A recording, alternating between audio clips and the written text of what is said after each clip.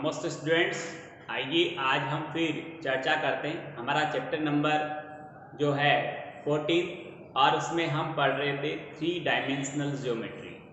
Students, last video में मैंने आपको एक्सप्लेन किया था कि दो लाइन के बिटवीन एंगल को कैसे फाइंड आउट करते हैं और उनके इक्वेशन और उसका फॉर्मूला मैंने आपको एक्सप्लेन किया था, डिराइव भी करना आपको सिखाया था। आज हम पढ़ेंगे कि एंगल और उस एंगल को फाइंड आउट करने के तरीके। मैंने आपको अच्छी तरह से बताया था कि एंगल पता करना है cos theta is equal b1 dot b2 upon b1 का मैग्नीट्यूड इंटू b2 का मैग्नीट्यूड। स्टूडेंट्स, ये बात क्लियर है कि दो लाइन के बिटवीन क्या पोजीशन रहेगी इसको तय करने का काम b1 और b2 करते हैं। लाइन की जो पोजीशन है उसको तय करने का काम b1 और b2 करते हैं, यानी वो सदिश करते हैं जिनके समांतर वे रेखाएं गुजर रही है। तो 14.3 में जितने भी डाउट्स हैं वो सब इसी थीम पे बेस्ड है कि दो लाइन का बिटवीन एंगल कैसे पता किया जाए। इसका बहुत ही शानदार डाउट 5th नंबर मैंने आपको एक्सप्लेन किया था कि एक बिंदु से गुजरने वाली और दी गई दो रेखाओं के लंबवत रेखा का सदिश समीकरण ज्ञात करना है। तो उसका मैंने आपको ये तरीका बताया था कि जिन दो रेखाओं पर तीसरी रेखा जो आपको ज्ञात करनी है वो लंब है, उन दोनों रेखाओं के b1 और b2 ज्ञात कीजिए, उन्हें क्रॉस करवाइए। क्रॉस करवाने पर जो सदिश आएगा वो सदिश दी गई दोनों रेखाओं पर लंबवत होगा, और जो आपकी नई रेखा जो आप ज्ञात कर रहे हो वो उस क्रॉस करने पर प्राप्त सदिश के समांतर होगी, तो वो रेखा भी उन दिए गए दोनों रेखाओं के लंबवत कहलाएगी। अब एक सवाल है 4th नंबर का कि यदि रेखा दो रेखाओं के कार्तीय समीकरण दे रखे परस्पर लंब है तो उसमें एक राशि अज्ञात है, उसका k का मान ज्ञात करो। स्टूडेंट्स, ऐसा सवाल 1 नंबर का 1 से 10 वाले सवालों में आने के पूरे चांस होते हैं, इसलिए ये सवाल देखिए क्या है।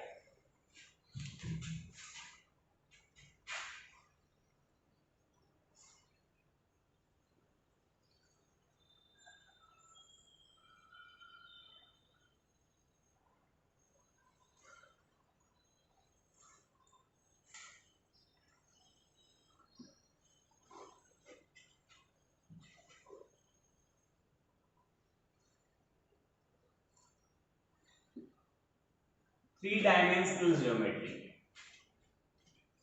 जिसे शॉर्ट में 3D कहते हैं। और एक्सरसाइज की हम बात कर रहे थे 14.3। डाउट नंबर 4 है कि दो रेखाएं, फर्स्ट है हमारे पास x minus 1 by minus 3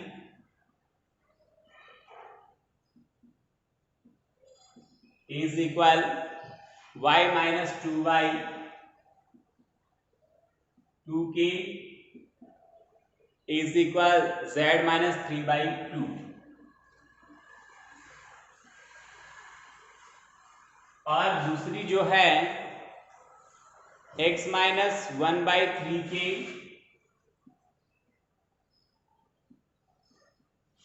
is equal y minus 1 by 1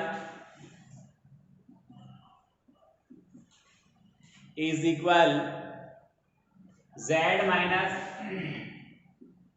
6 by minus 6 minus 5। ये परस्पर लंबवत है,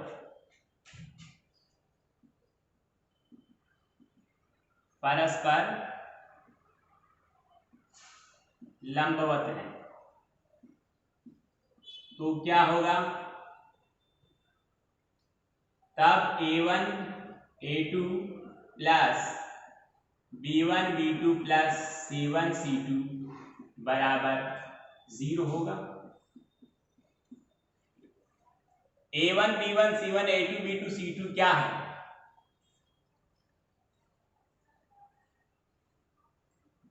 A1 A2 plus B1 B2 plus C1 C क्या है जरा देखिए। दी गई रेखाओं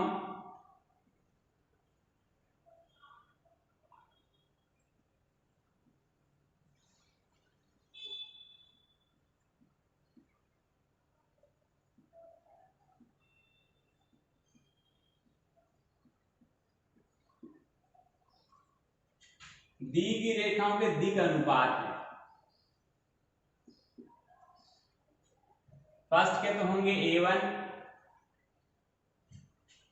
B1 और C1 और सेकंड के होंगे A2 B2 और C2।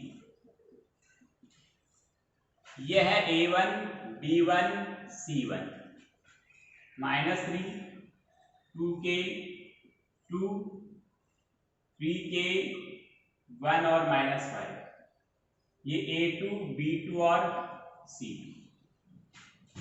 अब सूत्र के हिसाब से हम काम करें तो A1 A2 मैंने इनको बराबर इसलिए लिखा कि डायरेक्ट गुणा करते हो, गुणा करो माइनस का 9 के आ गया, फिर इनको गुणा करेंगे प्लस का 2 के आ गया और इनको गुणा करेंगे तो माइनस का 10 आ गया, बराबर हो गया C। ये 9 के माइनस का प्लस का 2 के माइनस का 7 के और माइनस का 10 बराबर C, यानी के बराबर आंसर आया 10 बटे माइनस के 7 यानी माइनस के 10 बटे 7। एक बार निशान चेक कर लो, -3 प्लस 2 2 माइनस 3k प्लस 1 और -5। ओके, इसका रिजल्ट आया हमारे पास में 3 3 9 2 एकम 2 और 5 दूने 10। इस प्रकार माइनस का 10 बटे 7 इसका आंसर आया। आगे देखिए स्टूडेंट, इसमें हम सवाल संख्या 6 की बात करें कि उस रेखा का कार्तीय समीकरण ज्ञात कीजिए जो बिंदु इससे जाती है और एक रेखा दी गई उसके समांतर। तो ये बात मैं आपको पहले बता चुका हूं कि किसी दी गई रेखा के समांतर आपको किसी दूसरी रेखा का समीकरण चाहिए।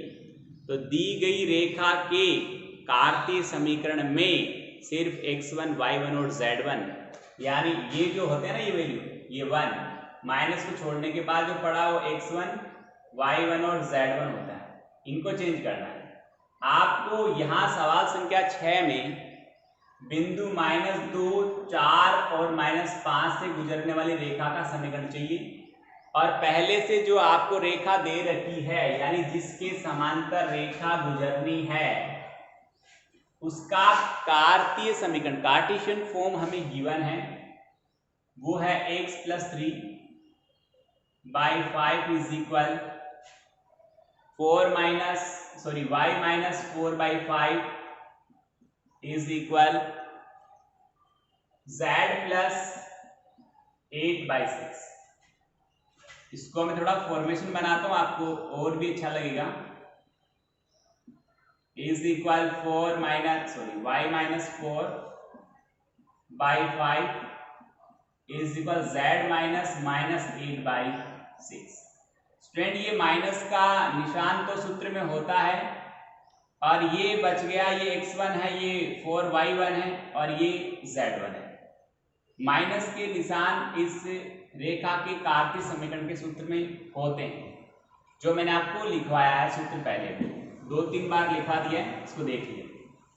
आपको इसके समांतर और इस बिंदु से गुजरने वाली रेखा का समीकरण चाहिए तो इन जो उस बिंदु के जो जिस बिंदु से गुजरती है उस बिंदु के निर्देशांक चेंज करने, यानी यहाँ पर -2 आएगा, यहाँ पर प्लस का 4 आएगा, वही पड़ा यहाँ पर माइनस का 5 आएगा।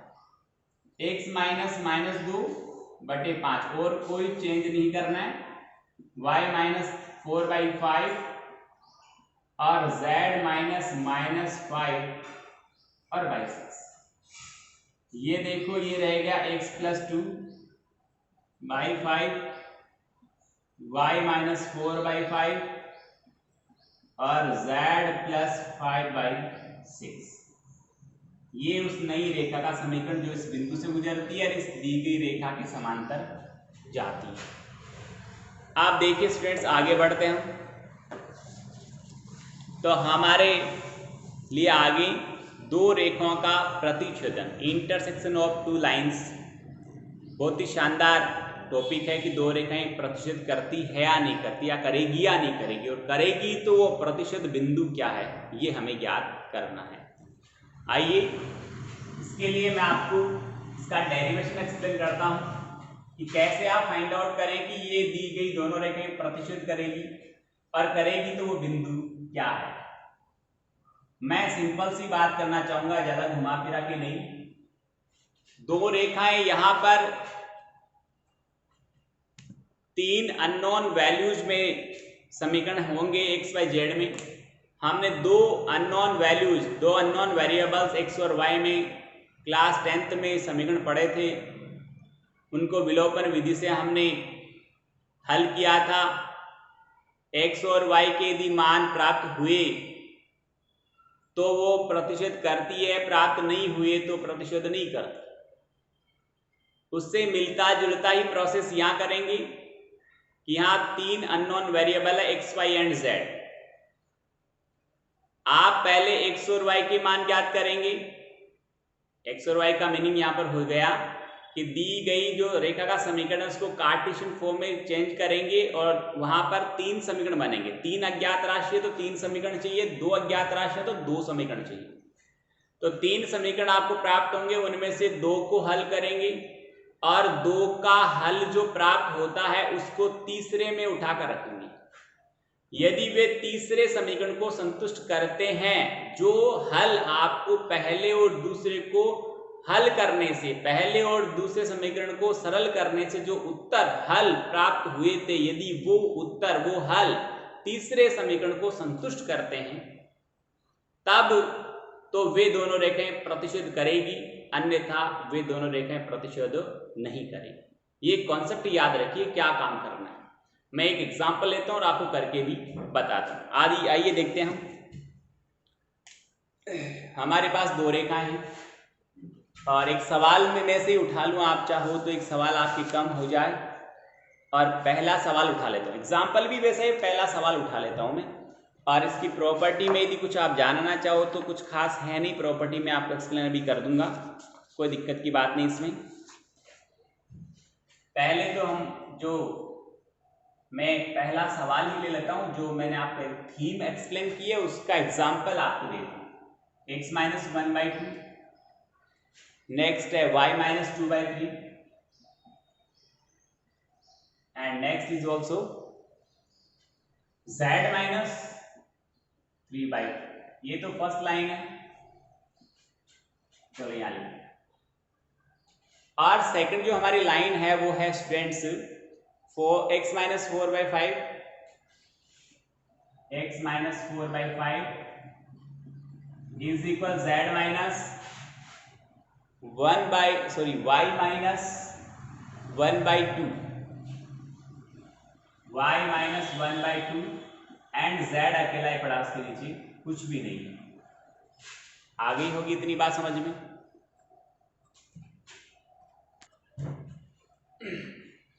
आप देखिए स्टूडेंट्स, मैं ये सवाल था और इसको हल करूंगा, थोड़ी देर का मैं यही लिख लेता हूं। पहले इक्वेशन के बराबर में r1 लिख दूं, और यहां नीचे कुछ नहीं तो 1 लिख दो, और माइनस में कुछ नहीं तो 0 लिख दो। इसको r2 मान लीजिए, ठीक है, r1 और r2। इट मीन्स ये फर्स्ट पार्ट भी r1 के इक्वल k मान लो, लेमड़ा मान लो, आपकी इच्छा है। r1 r2 आप नहीं मानना चाहते, कोई दिक्कत नहीं, लेमड़ा, इसको लेमड़ा मान लो, इसको k मान लो, या इसको k मान लो, इसको लेमड़ा मान लो, इसको अल्फा मान लो, इसको बीटा मान लो। दो अज्ञात राशियां हमें माननी, यानी ये वाला पार्ट भी r1 के इक्वल है, ये वाला पार्ट भी r1 इक्वल है, ये वाला पार्ट भी r1 इक्वल। एक को मैं पूरा एक्सप्लेन करता हूं, फिर शॉर्ट में लिखूंगा। ये r1 इक्वल है, तो यहां से x का वैल्यू निकालेंगे, ये 2 गुणा में गया 2r1 और प्लस 1 हो गया। समझ में आ गया होगा, ठीक है। अब इस दूसरे को याद करेंगे तो वो आएगा y minus 2/3 is equal R1, तो y का वैल्यू आ गया 3R1 प्लस 2। ऐसे ही हम z का वैल्यू पता करेंगे, तो वो आया z minus 3/4 is equal R1, तो z is equal 4R1 plus 3। ये हमारे पास वैल्यू है। ये मैंने आपको तीनों वैल्यू फाइंड आउट करके बता दी, x, y और z। तो आप कहेंगे हम यहां से सवाल में लिख लिया, माना ये दोनों हैं, तो x y z बराबर फर्स्ट तो रहेगा जो मैंने निकाल के दिया यहाँ पर 2R1 प्लस 1 कोमा, फिर रहेगा 3R1 plus 2 coma 4R1 plus 3। ये प्रथम रेखा के लिए,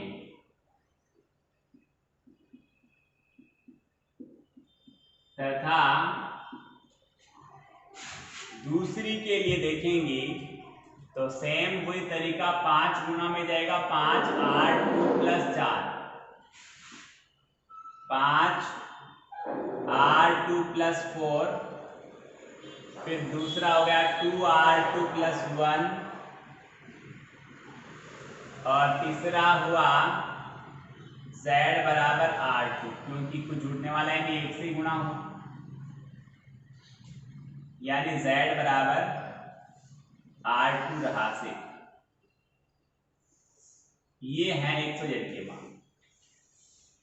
यदि दो रेखाएं प्रतिच्छेद करती है तो उनमें कम से कम एक बिंदु उभयनिष्ठ होता है, और प्रतिच्छेद करती है तो एक ही बिंदु उभयनिष्ठ होता है। उभयनिष्ठ होने का मतलब दोनों रेखाओं में एक बिंदु ऐसा होगा जिसके निर्देशांक समान होंगे, और निर्देशांक समान होने का मतलब दोनों रेखाओं में उस बिंदु के लिए x, y और z के मान बराबर बराबर होने चाहिए। तो यहां पहली रेखा में x का मान ये है, दूसरी में x का मान ये है, तो बराबर होने चाहिए। प्रतिच्छेद करेगी तो x के मान भी बराबर होने चाहिए, y के मान भी बराबर होने चाहिए, और z के मान भी क्या होने चाहिए स्टूडेंट्स, यहाँ पर इक्वल होने चाहिए, समान होने चाहिए। तो हम यहाँ पर बात करेंगे कि दोनों रेखाएं यदि प्रतिच्छेद करती है, यहां लिख देंगे यदि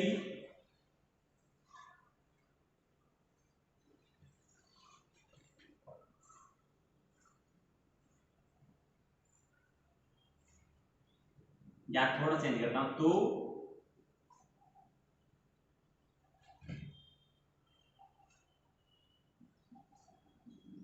एक अज्ञात बिंदु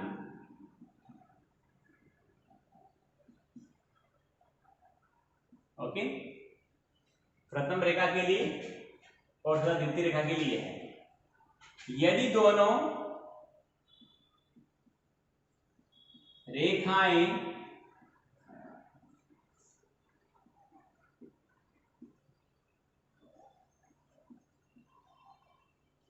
प्रतिच्छेद करती है, यदि दोनों रेखाएं प्रतिच्छेद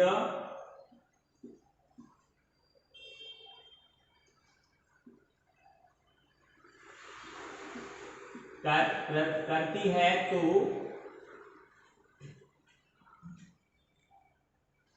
यह बिंदु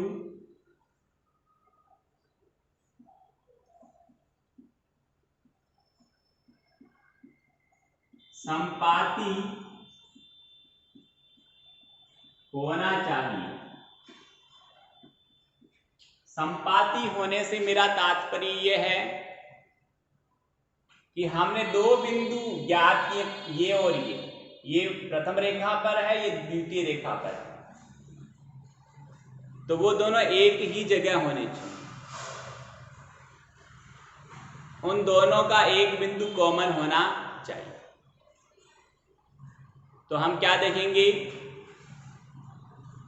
कि स्टूडेंट्स इसका x और इसका x बराबर हो संपाती होने पर, इसका y इसके y के बराबर हो, इसका z इसके z की बराबर होना चाहिए, तभी वे दोनों संपाती बिंदु कहलाते, अन्यथा यदि वे संपाती हैं तब रेखाएं प्रतिच्छेद करती है। यदि संपाती है ही नहीं, कोई बिंदु कॉमन ही नहीं है, तो प्रतिच्छेद करेगी भी नहीं। तो हम यह बात करते हैं यह बिंदु संपाती होना चाहिए, अर्थात 2r1 plus 1 is equal 5r2 plus 4 तथा सबकी तुलना करें। पहले इसको सोल्व कर दूं आप, या सारे एक साथ लिखिए, एक को सोल्व कर देता हूं। ये हो गया हमारे पास 2r1 minus 5r2 is equal 3, ये इक्वेशन नंबर फर्स्ट हो गया। फिर दूसरे की बात करें तो 3r1 plus 2 is equal to r2 plus 1, ये हो गया 3r1 minus r2 और is equal -1, ये इक्वेशन नंबर सेकंड हो गया। थर्ड की बात करें तो ये हुआ हमारे पास में 4r1 plus 3 is equal r2, तो ये बन गया 4r1 minus r2 is equal -3, equation number third. आप कहेंगे by solving the equation first and second, समीकरण 1 व 2 को हल करने, हल करोगे तो देखना यहां वही विलोपन प्रतिस्थापन विधि काम में लेनी होगी। इनको हल करूंगा तो देखिए मैं r2 को बराबर करना चाहूं संख्यात्मक रूप से, यानी r2 के गुणांक बराबर करना चाहूं तो 2 और 5 का लघुत्तम 10 होता है, तो इसको 10 बनाने के लिए 2 से गुणा करना पड़ेगा और इसको 10 बनाने के लिए 5 से गुणा करना पड़ेगा।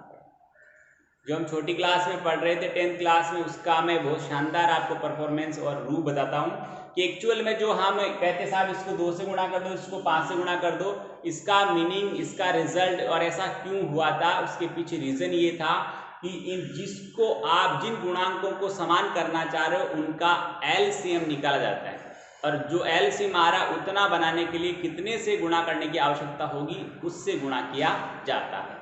तो इसको 2 से और इसको 5 से गुणा करने पर यहाँ पर जगह नहीं, यहाँ भी आएगा नहीं। तो देखिए स्टूडेंट्स, मैं ये ऊपर का पोर्शन इरेज करूंगा, कोई दिक्कत नहीं है। ये भी पोर्शन आपको समझ में आ गया, देख लीजिए अच्छी तरह से। तो ये भी मैंने हटा दिया है, यहां तक का मैंने हटा दिया। अब मैं लिखूंगा यहां पर समीकरण 1 को 2 व 2 को 5 से गुणा करके घटाने पर, पहले से निशान समान है तो घटाने पर, और पहले से निशान विपरीत है तो जोड़ने पर ऐसा लिखा जाता है। तो मैं फर्स्ट को 2 से मल्टीप्लाई करता हूं तो 4r1 minus 10r2 is equal 6, और इसको मैं 5 से मल्टीप्लाई करता हूं तो 15r1 minus 10r2 is equal -5।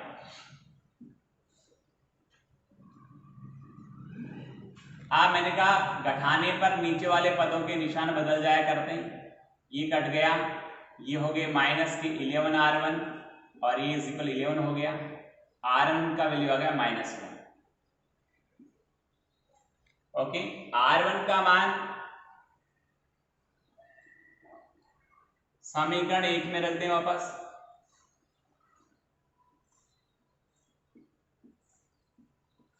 और r1 का वैल्यू समीकरण 1 में रखा 2 कोष्टक -1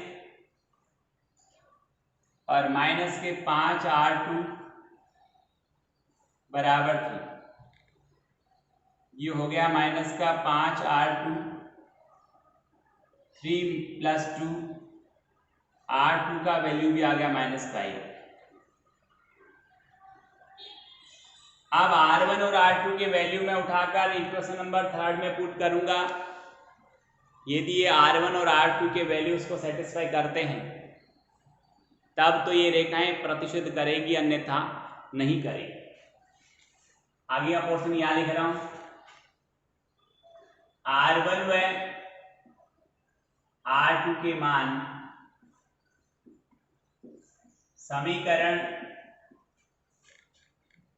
3 में रखने पर